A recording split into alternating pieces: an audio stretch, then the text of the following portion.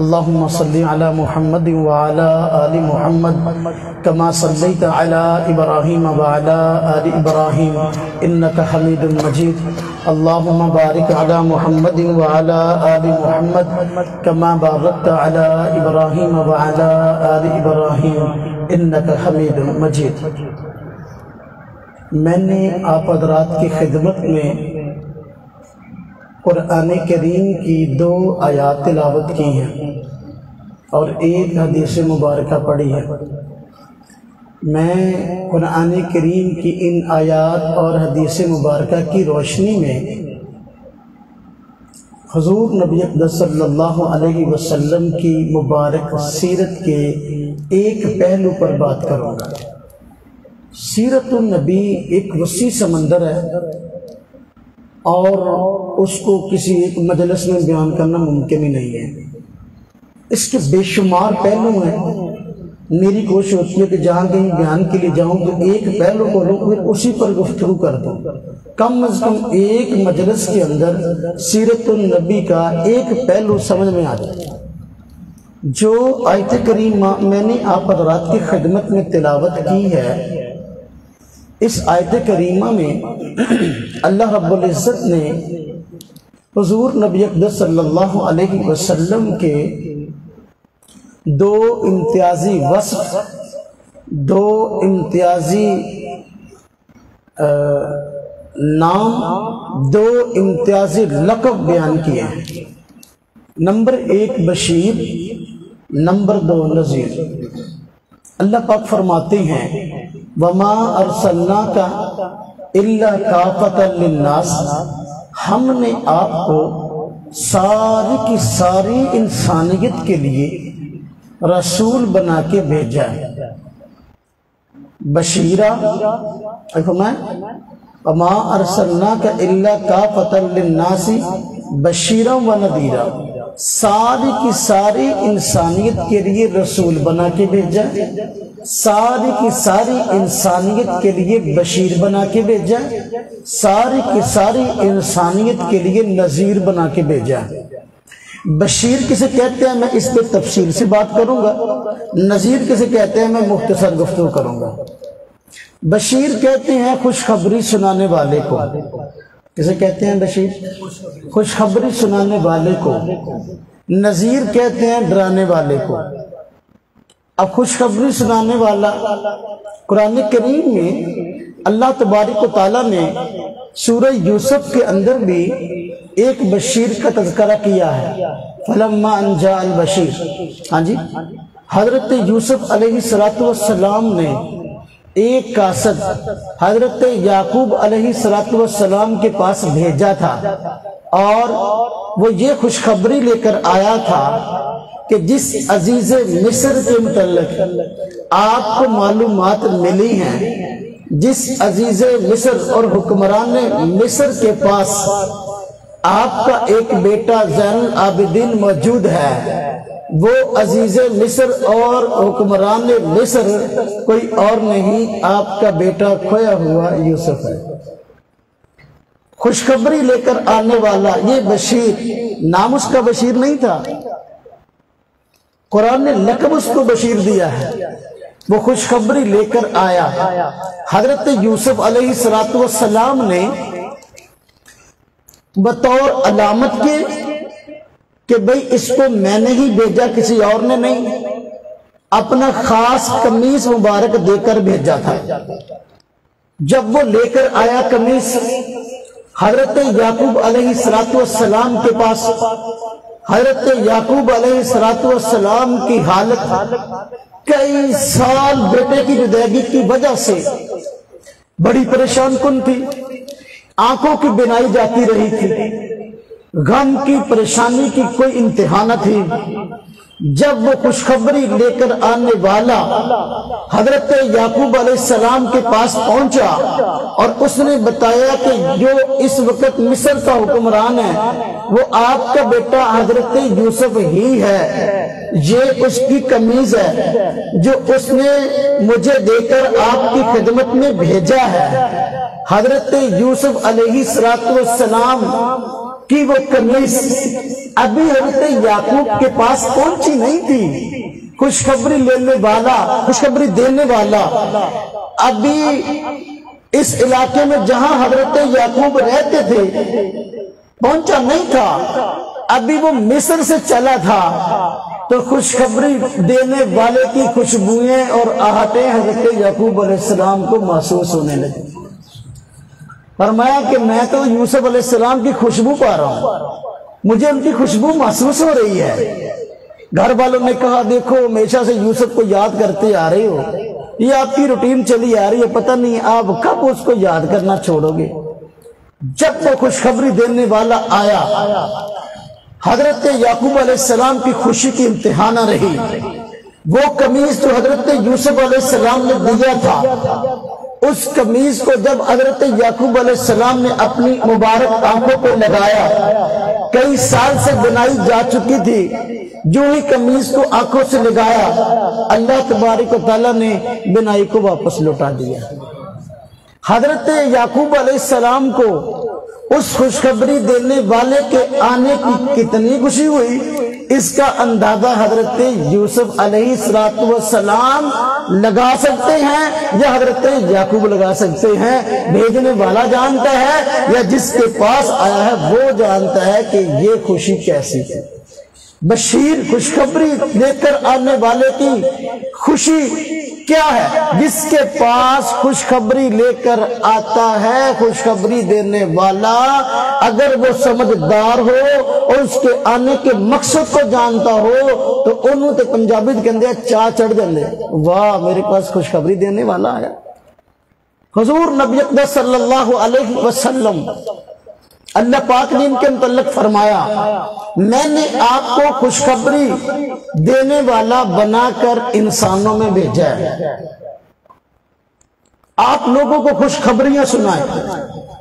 اب جس نے حضور نبی پاک صلی اللہ علیہ وسلم کی تعلیمات کو حاصل کیا، آپ کی صحبت کو اٹھایا، آپ پر ایمان لایا، آپ کی تعلیمات پر عمل کیا، آپ کی تعلیمات کو سمجھا، وہ جانتا ہے کہ حضور نبی پاک صلی اللہ علیہ وسلم کیسے خوشخبری دیتے ہیں اور خوشخبری کا انداز کیا ہے اور اس کی حقیقت کیا ہے۔ میں اس کو بعد میں کھولتا ہوں۔ تو بشیر کا معنی خوشخبری سنانے والا، خوشخبریاں دینے والا۔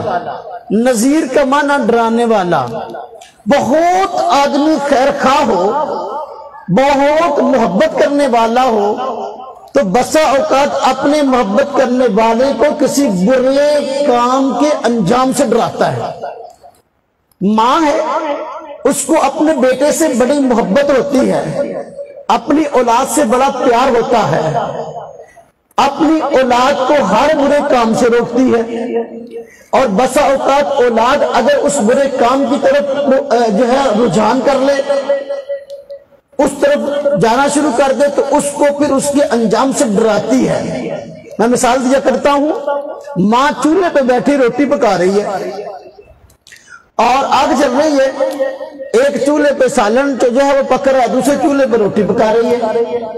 چھوٹا بچہ رینگتا ہوا بیٹا چولہے کے قریب آ رہا ہے اور بار بار یا تو آگ کو پکڑنے کی کوشش کرتا ہے یا اس چیز کو پکڑنے کی کوشش کرتا ہے جو چولہے پر رکھی ہوئی ہے۔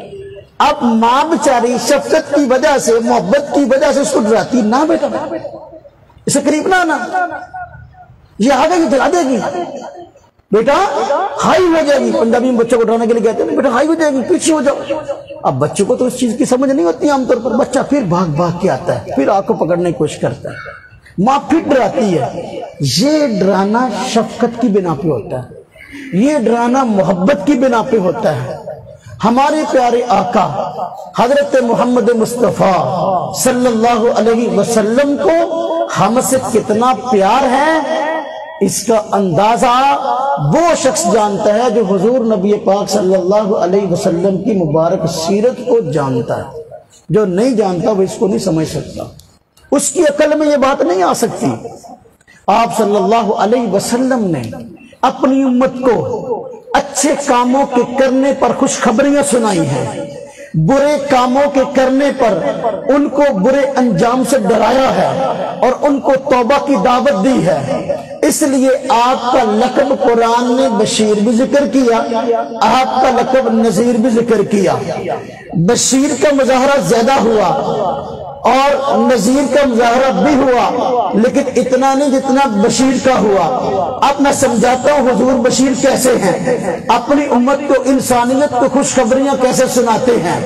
اب دیکھو مسلمان اور کافر میں کیا فرق ہے۔ مسلمان اور کافر میں یہ فرق ہے کہ مسلمان ایمان کی نعمت سے لبریز ہوتا ہے، کافر کے پاس ایمان والی نعمت نہیں ہوتی۔ مسلمان جس کے پاس ایمان والی نعمت ہوتی ہے، یہ اتنی بڑی نعمت ہے، کائنات کی ہر نعمت اس نعمت کے مقابلہ میں کوئی حیثیت نہیں رکھتی۔ اس لیے حضور نبی پاک صلی اللہ علیہ وسلم نے ان انسانوں کو جنہوں نے ایمان قبول کیا، لا الہ الا اللہ محمد رسول اللہ پڑھا، آپ نے ان کو خوشخبری سنائی، فرمایا من قال لا الہ الا اللہ دخل الجنہ۔ جس بندے نے بھی اس دنیا کے اندر صدق کے دل سے لا الہ الا اللہ پڑھ لیا جنت میں جائے گا۔ جس بندے نے صدق کے دل سے لا الہ الا اللہ کے تقاضے پر عمل کر لیا، وہ بندہ جنت میں جائے گا۔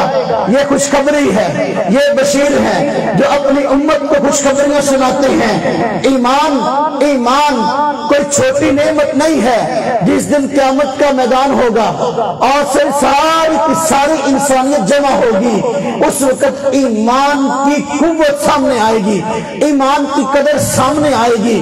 اللہ تبارک و تعالی ایمان والوں کو سب کو جنت میں بھیج دیں گے۔ جن لوگوں میں عملی کوتاہیاں ہوں گی، ان کو اپنی کوتاہیوں کی وجہ سے یا تو کچھ سزا ملے گی یا وہ حضور صلی اللہ علیہ وسلم کی سفارش سے جنت میں چلے جائیں گے، کسی ولی کی سفارش سے جنت میں جائیں گے، کسی حافظ قرآن کی سفارش سے جنت میں جائیں گے، کسی شہید کی سفارش سے جنت میں جائیں گے، کسی عالم کی سفارش سے جنت میں جائیں گے، یہ سزا بھگتیں گے۔ باہر کے جب حساب و کتاب ہو چکا ہوگا، مسلمان جنت میں جا چکے ہوں گے، وہ مسلمان جو کہ دوزخ میں جل رہے ہوں گے اپنی بدعمالیت کی وجہ سے، حضور نبی پاک صلی اللہ علیہ وسلم فرماتے ہیں کہ اللہ تبارک و تعالیٰ فرمائیں گے جس شخص کے دل میں رائی کے دانے کے برابر بھی ایمان ہے، اس شخص کو دوزخ سے نکال لیا جائے۔ یہ کیوں ہوگا؟ کافر بھی دوزخ میں جل رہے ہوں گے، مسلمان بھی دوزخ میں جل رہے ہوں گے، کفار مسلمانوں کو تانا دیں گے، دیکھو بھائی تم نے تو اپنے نبی کا کلمہ پڑھا تھا، تم تو ان پر ایمان لائے تھے، آج تم بھی دوزخ میں جل رہے اور ہم بھی جل رہے ہیں۔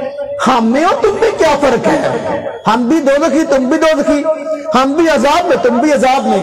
جب کفار دوزخ میں مسلمانوں گناہگار مسلمانوں کو تانا دیں گے تو اس وقت رب تعالیٰ فرمائیں گے ہر اس شخص کو دوزخ سے نکال لو جس کے جی میں ذرہ بھر بھی ایمان ہے۔ تو حضور نبی پاک صلی اللہ علیہ وسلم فرمایا من قال لا الہ الا اللہ دخل الجنہ۔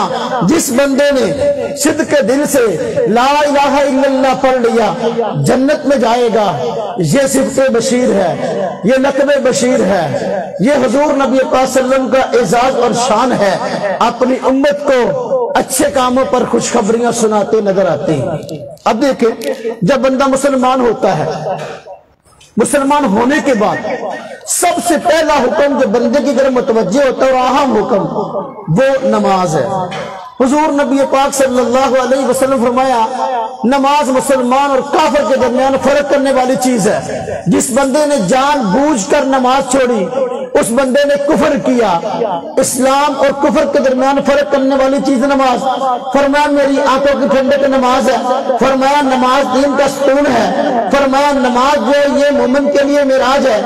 اب اس نماز کے متعلق جو اللہ تبارک و تعالیٰ کا حکم ہے، اللہ پاک نے قرآن کریم میں فرمایا اقیم الصلاۃ، نماز پڑھو نماز پڑھو، یہ اللہ پاک کا حکم ہے اور بندے کے ذمہ اس فرض کو ادا کرنا قرض ہے۔ اس فرض کو ادا کرنا قرض ہے۔ اگر ایک بندہ اللہ کے اس حکم کو پورا کرتے ہوئے نماز پڑھتا ہے، اللہ پاک اگر اس کو اس نماز پر ایک نیکی بھی نہ دیں، اللہ پاک پھر بھی صاحب انصاف ہے۔ کیوں؟ اللہ پاک نے بے شمار نعمتیں دے رکھی ہیں، اس کا شکر ادا کرنا ضروری ہے۔ نماز اس کے شکرانے کے طور پر بندے پہ فرض ہے۔ اللہ پاک ایک نیکی بھی نہ دیں تب بھی اللہ پاک صاحب انصاف ہے، لیکن اللہ تبارک و تعالیٰ نے اپنے اس ایک حکم کے تحت اتنے زیادہ مغفرت کے سمندر رکھ دیے ہیں کہ بندہ ان کا اندازہ بھی نہیں کر سکتا۔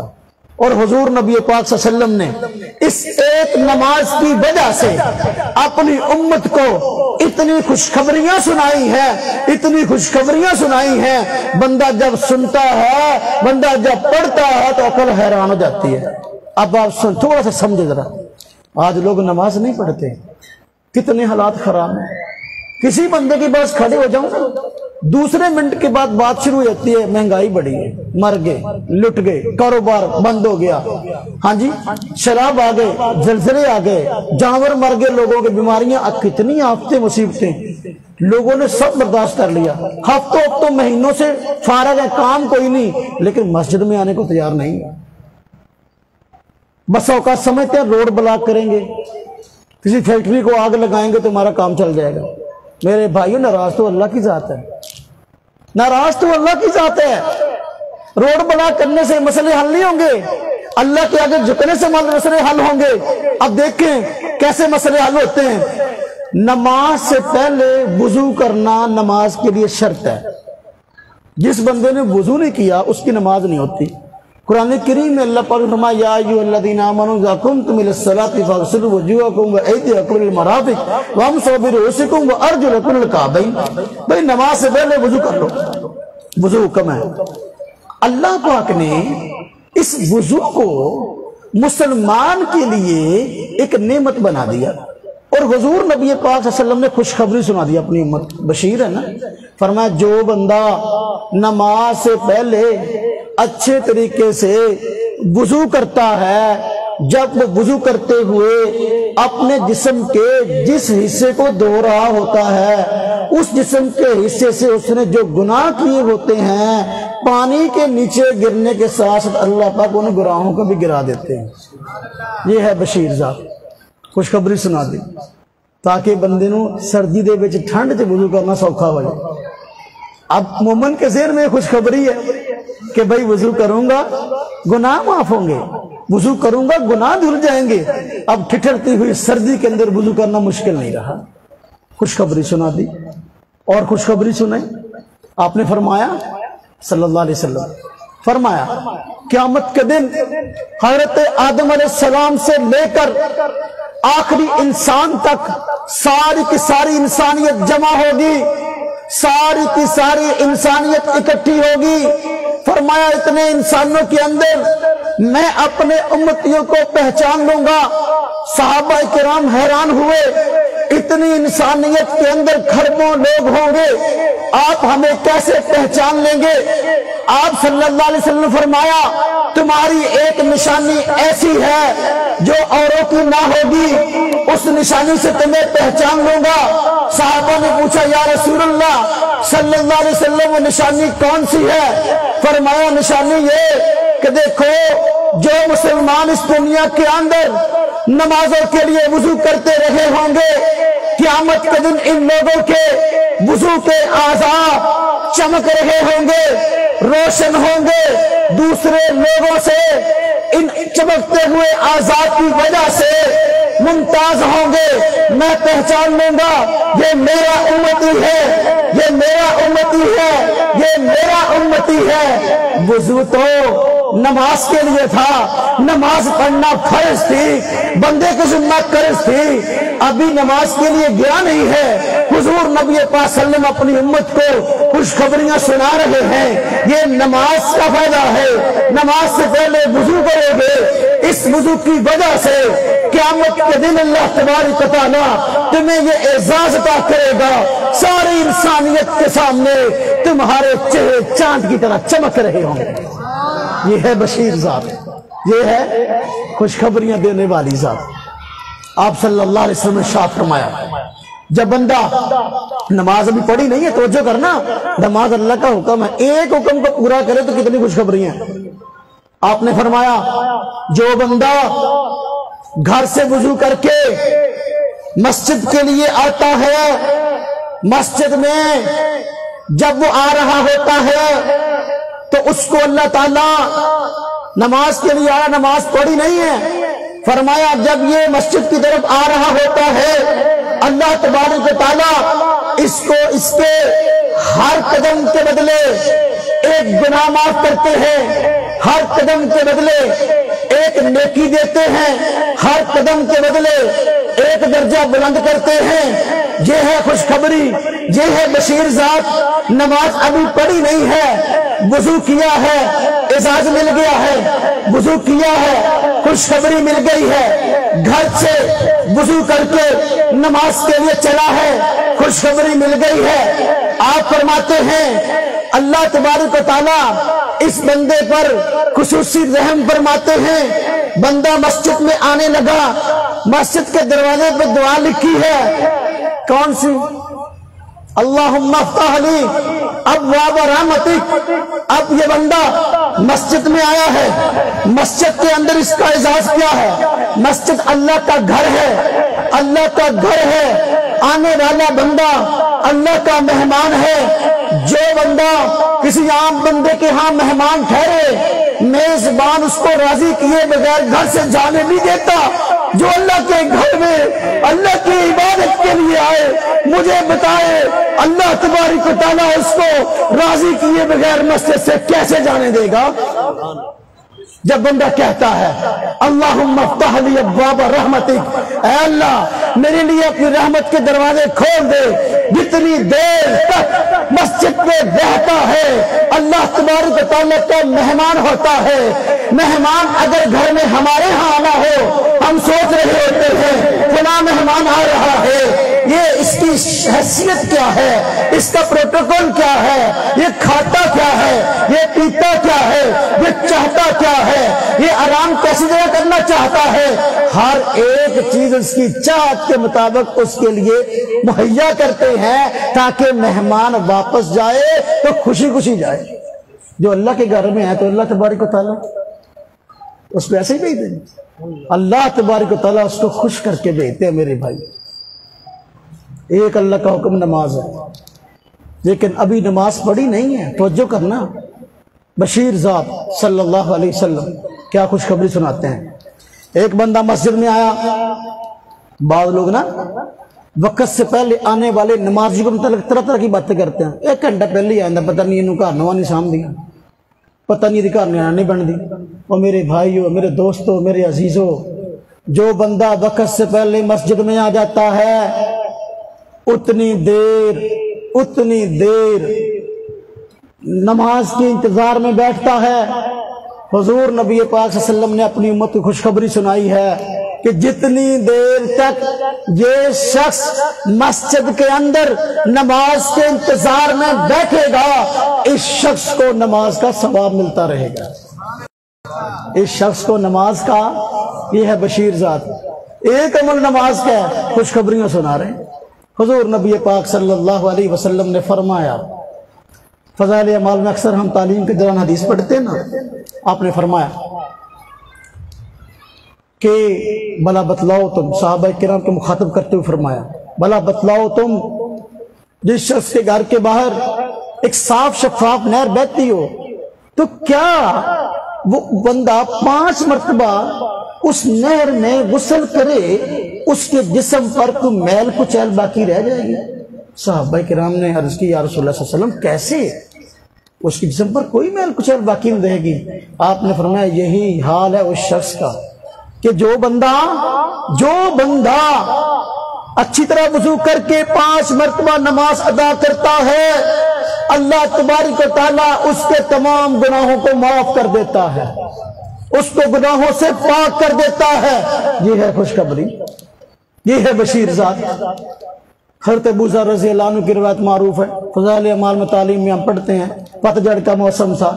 میں تو آپ کو جو باتیں آپ کو آتی ہیں نا، حدیثیں آپ کو آتی وہی سنا رہا ہوں، تاکہ شرح صدر کے ساتھ دل جمی کے ساتھ اللہ کے حکم کو پورا کرنے میں مزہ ہے کہ یار ہم نماز کے لیے آتے ہیں، یہ کوئی اللہ کا چھوٹا حکم نہیں ہے، یہ کوئی اللہ کی رضا کا کوئی چھوٹا ذریعہ نہیں ہے، بہت بڑا ذریعہ ہے. میرے بھائیوں، میرے دوستوں، عزیزوں، حضور نبی پاک صلی اللہ علیہ وسلم نے فرمایا پتجھڑ کا موسم تھا، پتے گر رہے تھے. حضرت ابو ذر رضی اللہ تعالی عنہ ساتھ تھے. آپ نے ایک ٹہنی کو پکڑا تو تھوڑا سا ہلایا، پتے اور بڑی کثرت سے گرنے لگے. فرمایا ابو ذر دیکھو کیسے پتے گر رہے ہیں. فرمایا وہ شخص جو 5 مرتبہ اچھے طریقے سے وضو کر کے نماز پڑھتا ہے، فرمایا جس طرح یہ پتے کثرت سے گر رہے ہیں نا، پتجھڑ کے موسم میں بس اوقات درخت کے اوپر ایک پتا بھی باقی نہیں رہتا. فرمایا اللہ تبارک و تعالیٰ اسی طرح کثرت سے جو ہے نا اس بندے کے گناہوں کو گرا دیتے ہیں اور اس کے گناہوں سے پاک کر دیتے ہیں. یہ خوشخبری ہے. خیر نماز میں نے اور بھی کی طرف جانا ہے، وقت بہت تھوڑا ہے، ورنہ میں نے عرض کیا، میں پرسوں ہمارے یہاں جلسہ تھا تو بڑا مجمع تھا خواتین کا اور مردوں کا. میں نے کہا میرا بیان 5 گھنٹے کا ہوتا ہے، ویسے جو میرا شرح سے بیان ہوتا ہے، تو چونکہ یہ وقت بہت مختصر ہے، یہاں تو درس ہوتا ہے تو میں وقت بھی انشاءاللہ ختم کر دوں گا، پریشان نہ ہوں. لیکن یہ موضوع بہت وسیع ہے، موضوع بہت وسیع ہے. ابھی تو میں نماز کی طرف ہوں. حضور نبی پاک صلی اللہ علیہ وسلم فرمایا، آپ فرماتے ہیں بندہ نماز پڑھتا ہے نا، تو ایک نماز پڑھ لی ہے، گناہ معاف ہو گئے، گناہ معاف ہو گئے، بس زور پڑھ لیے، گناہ جو پہلے تھے معاف ہو گئے، اللہ پاک نے معاف کر دیے. اب عصر تک کا جو وقت ہے بندہ گناہگار ہے، بندے سے گناہ بڑی کثرت سے ہوتے ہیں، اور بسا اوقات جس کو گناہ نہیں سمجھتا وہ کثرت سے ہوتے ہیں. ایک وہ گناہ ہوتا ہے جس کو بندہ گناہ سمجھتا ہے، اس سے بچنے کی بھی کوشش کرتا ہے. بہت سارے گناہ وہ ہوتے ہیں جس کو بندہ گناہ سمجھتا نہیں، اس سے بچنے کی کوشش بھی نہیں کرتا. زور پڑھ کے گیا پھر گناہ ہو گئے. عصر کی نماز پڑھنے کے لیے آئے گا، حضور نبی پاک صلی اللہ علیہ وسلم کا فرمان ہے 2 نمازوں کے درمیان کا جو وقت ہے، ہاں جی یہ 2 نمازیں درمیانی اوقات کے لیے بھی گناہوں کا کفارہ بن جاتی ہیں. درمیان والے گناہ ہی معاف ہے. جس طرح بندہ نماز پڑھتا رہتا ہوتا تو اللہ میرا معاملہ صاحب، گناہوں تو ہلکا پھلکا. دیندار کی زندگی میں جو سکون ہے نا، اسی وجہ سے ہے کہ اس کے نامہ اعمال کے اندر گناہ بڑے تھوڑے ہوتے ہیں. وہ نماز روزہ کر کے اپنے گناہوں کو صاف کرتا رہتا ہے. عام بندے کے اوپر گناہ چڑھتے رہتے اس کی نحوست یہ ہوتی ہے کہ بندہ ہر طرح کی ٹینشن کا شکار ہوتا ہے. اب دیکھیں نماز کی تھوڑی سی بات کی، اب زکوٰۃ کی بات ہے. حضور نبی پاک صلی اللہ علیہ وسلم نے ارشاد فرمایا کہ جو بندہ جس پہ زکوٰۃ فرض ہے، جو زکوٰۃ ادا کرتا ہے، اللہ تبارک و تعالیٰ اس بندے کے زکوٰۃ ادا کرنے کی وجہ سے گناہوں کو معاف کر دیتے ہیں. اور فرمایا یہ زکوٰۃ جو ہے یہ ہاتھوں کی میل ہے. جب بندہ زکوٰۃ ادا کرتا ہے اس کا مال میل سے پاک ہو جاتا ہے، اور جو زکوٰۃ ادا نہیں کرتا اس کا مال میل سے پاک نہیں ہوتا. جس نے مال کی زکوٰۃ نہیں دی اتنا مال چونکہ ناپاک تھا، چونکہ جو ہے وہ ہاتھ کی میل تھی، وہ باقی کو بھی پریشان کر دیتا ہے، باقی مال کو بھی جو ہے نا وہ مشکوک کر دیتا ہے، جس کی وجہ سے پھر جو ہے نا مال کتنا ہی کیوں نہ ہو ضرورتیں پوری نہیں ہوتی. تو آپ نے فرمایا جو بندہ زکوٰۃ ادا کرتا ہے جس طرح ادا کرنی چاہیے، اللہ پاک اس کے گناہوں کو معاف کر دیتے ہیں. روزے کی بات ہے، آپ نے بات ارشاد فرمائی جو بندہ روزہ رکھتا ہے، فرمایا من صام رمضان ایمانا واحتسابا غفر له ما تقدم من ذنبه، جو بندہ ایمان کی حالت میں ثواب کی امید سے رمضان کے روزے رکھتا ہے، اللہ تعالیٰ اس کے تمام گناہ معاف کر دیتے ہیں. تراویح کی بات آئی، بشیر ذات نے فرمایا من قام رمضان ایمانا واحتسابا غفر له ما تقدم من ذنبه، جو بندہ ایمان کی حالت میں اور ثواب کی امید سے رمضان کے مہینے میں تراویح ادا کرتا ہے، اللہ تعالیٰ اس کے پہلے سارے گناہ معاف کر دیتے ہیں. بشیر ذات ہے، اعمال پہ خوشخبریاں سنا رہی ہے. حضور نبی پاک نے شاہ فرمایا جو بندہ حج کے لیے جاتا ہے، حج زندگی میں ایک مرتبہ فرض ہے، بندہ سمجھتا ہے میں حج کے لیے جاؤں گا میرے پیسے کم ہو جائیں گے، میرا مالی نقصان ہو جائے گا، لیکن یہ لکھی پڑی بات ہے، جو بندہ عمرے کے لیے جائے، جو بندہ حج کے لیے جائے، جتنے پیسے لگا کے آئے، اللہ تبارک و تعالیٰ بہت تھوڑے عرصے کے بعد اس کے پیسے اس کو کسی نہ کسی شکل میں لوٹا دیتے ہیں، کسی نہ کسی شکل میں۔ اس لیے آپ نے فرمایا کثرت سے عمرے کیا کرو، اگر فقر و فاقہ سے بچنا چاہتے ہو تو۔ فقر و فاقہ سے بچنا کیا علاج ہے؟ کثرت سے عمرے کیا کرو۔ خیر، فرمایا جو بندہ حج کر کے آتا ہے، جس طرح کے حج کرنے کا حق ہے، فرمایا جب وہ حج کر کے واپس آتا ہے، اللہ تبارک و تعالیٰ کی ذات اس کو گناہوں سے اس طرح پاک کر دیتی ہے جیسا کہ آج اس کو اس کی ماں نے پیدا کیا ہے۔ جس طرح ایک دن کے بچے کے نامہ اعمال میں کوئی گناہ ہوتا نہیں ہے، اس طرح وہ شخص جو حج کر کے آیا اور اس طرح کر کے آیا جس طرح کرنے کا حق تھا، اللہ تبارک و تعالیٰ اس کو بالکل گناہوں سے پاک کر دیتے ہیں اور وہ شخص گناہوں سے پاک ہو جاتا ہے، ایک دن کے معصوم بچے کی طرح ہے۔ یہی وجہ رمضان کے روزوں کے متعلق بھی آپ نے ایسی بات فرمائی ہے، رمضان کا پورا مہینہ روزے رکھے، عید کی نماز پڑھنے کے لیے عیدگاہ میں آیا، اللہ پاک فرشتوں سے بات علم ہونے کے پوچھتے ہیں کہ میرے یہ بندے یہاں کیوں جمع ہیں اور کیا مسئلہ ہے، حالانکہ پتہ ہر بات کا ہے۔ فرشتے عرض کرتے ہیں یا باری تعالیٰ پورا مہینہ انہوں نے روزے رکھے، اب یہ لوگ یہاں پر جمع ہیں، چاہتے کیا ہیں؟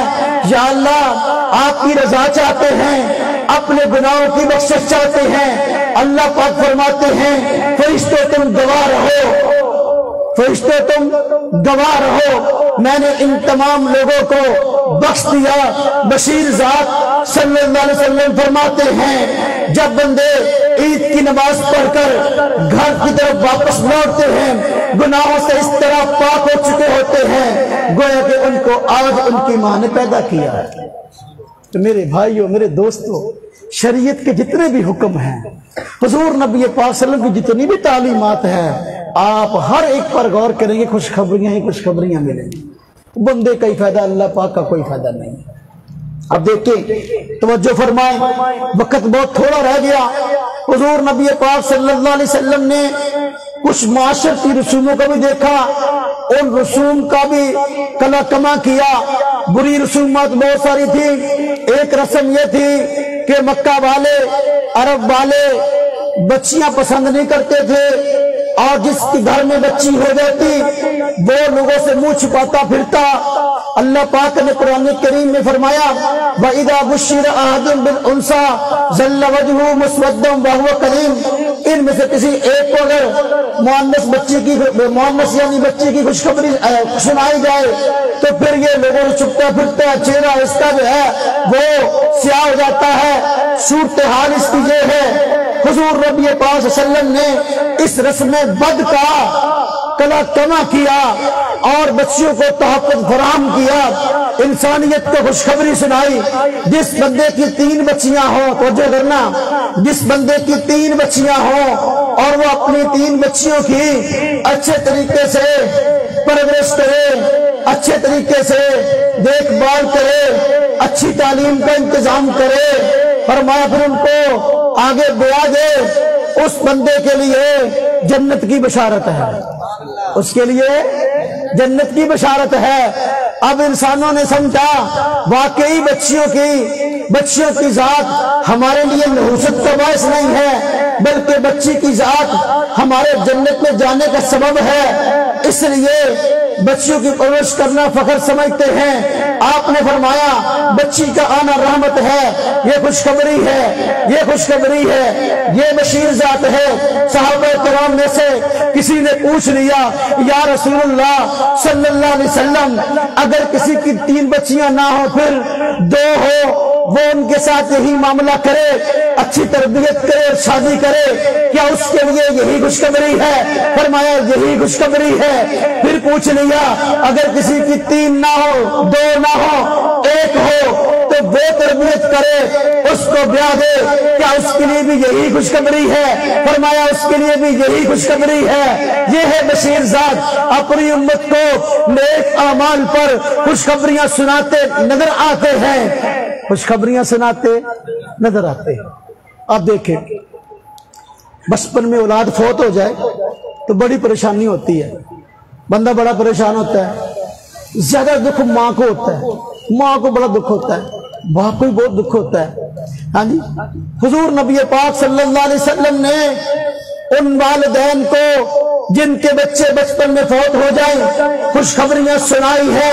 فرمایا وہ شخص، وہ والدین جن کے 3 بچے فوت ہو جائیں بچپن کے اندر، 3 بچوں کا فوت ہونا والدین کے لیے جنت میں جانے کا سبب بن جائے گا۔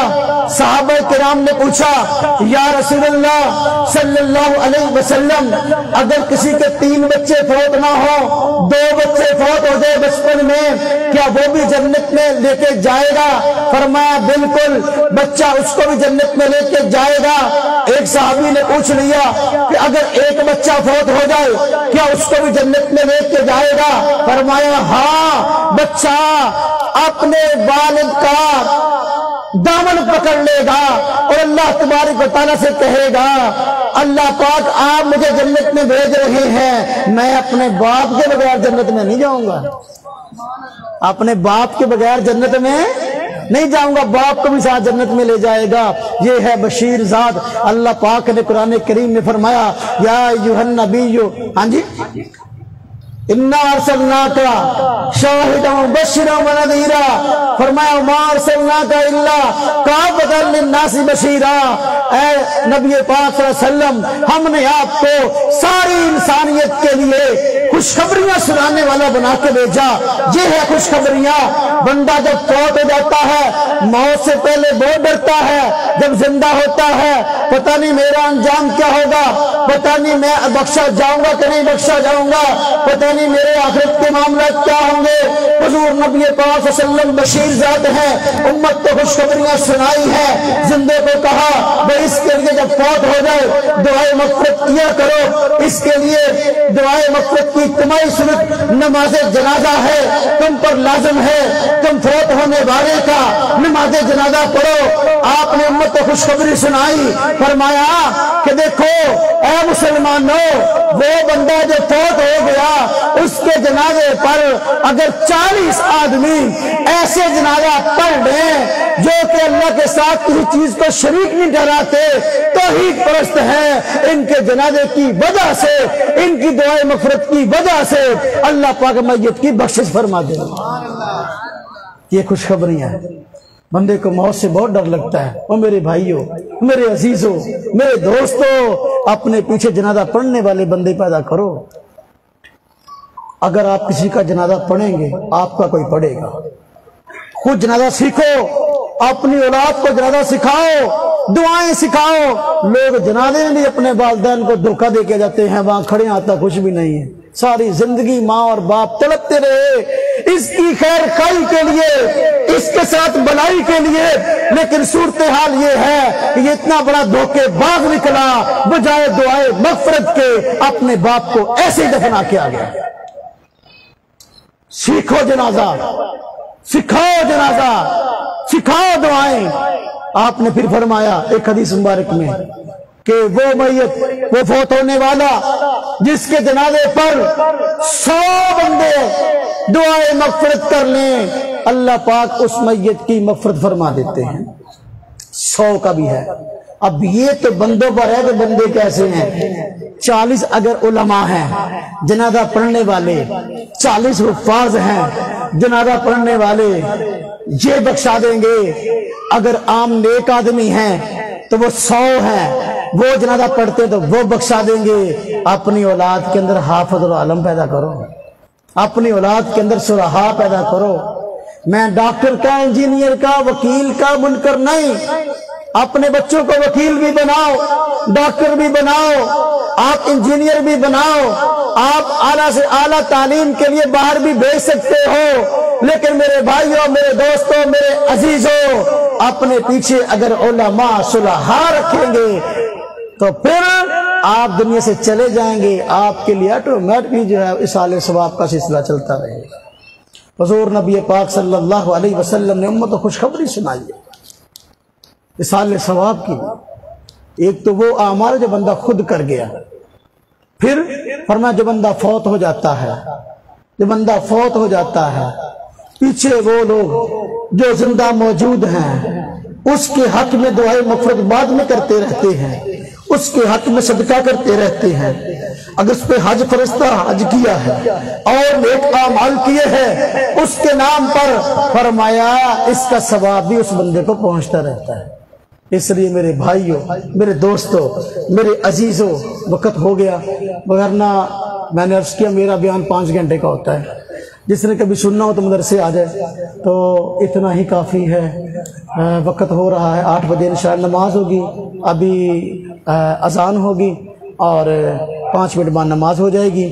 سیرت النبی صلی اللہ علیہ وسلم ایک اتنا وسیع عنوان ہے کہ اس پہ بندہ دنوں کے دن بولتا رہے، مہینوں کے مہینے بولتا رہے، یہ عنوان کبھی مکمل نہیں ہوتا۔ میں نے تھوڑی سی جھلک آپ کو صرف اس بات کی دکھائی ہے کہ اللہ پاک نے قرآن کریم کے اندر حضور نبی پاک صلی اللہ علیہ وسلم کی ذات اقدس کو فرمایا کہ آپ بشیر ہیں، آپ امت کو خوشخبریاں سناتے ہیں۔ قرآن کریم فرمایا وَبَشِّرِ الْمُؤْمِنِينَ بِأَنَّ لَهُمْ فَضْلًا كَبِيرًا۔ اللہ پاک نے حضور نبی پاک صلی اللہ علیہ وسلم کو فرمایا مومنین کو خوشخبریاں سناؤ، اس لیے کہ اللہ پاک نے ان کے لیے بڑے فضل کا جو ہے وہ انتظام کر رکھا ہے، بڑے فضل کا، چھوٹا نہیں۔ جب اللہ نے بڑا فرمایا تو اللہ کی شان نشان بڑا ہے۔ مومن ہر صورت میں کامیابی ہے میرے بھائیوں، کافر ہر صورت میں ناکام ہے میرے بھائیوں۔ اس لیے حضور نبی پاک نے اپنی امت کو بھی فرمایا وَيَسِّرُوا وَلَا تُعَسِّرُوا، اے بھائیو بات یہ ہے آسانیاں پیدا کرو، مشکلیں پیدا نہ کرو۔ فرمایا بشروا ولا تنفروا، خوشخبریاں سناؤ، نفرتیں پیدا متنفر نہ کرو، خوشخبریاں سناؤ، لوگوں کو متنفر نہ کرو۔ یسروا، آسانیاں پیدا کرو، ولا تعسروا، مشکلیں پیدا نہ کرو، بشروا، خوشخبریاں سناؤ، ولا تنفروا، اور نفرت نہ دلاؤ۔ میرے بھائیوں، یہ خوشخبریاں جب آپ سنائیں گے نا کسی کو، بھئی وضو کا یہ ثواب ہے، مسجد میں چل کے آنے کا یہ ثواب ہے، نماز کا یہ ثواب ہے، روزے کا یہ ثواب ہے، حج کا یہ ثواب ہے، اس پہ یہ خوشخبری، اس پہ یہ خوشخبری، انشاءاللہ تعالی لوگ جوک در جوک انشاءاللہ حضور نبی صلی اللہ علیہ وسلم کی تعلیمات پر عمل کرنے والے بن جائیں گے۔ اللہ پاک ہم سب کو عمل کی توفیق عطا فرمائے۔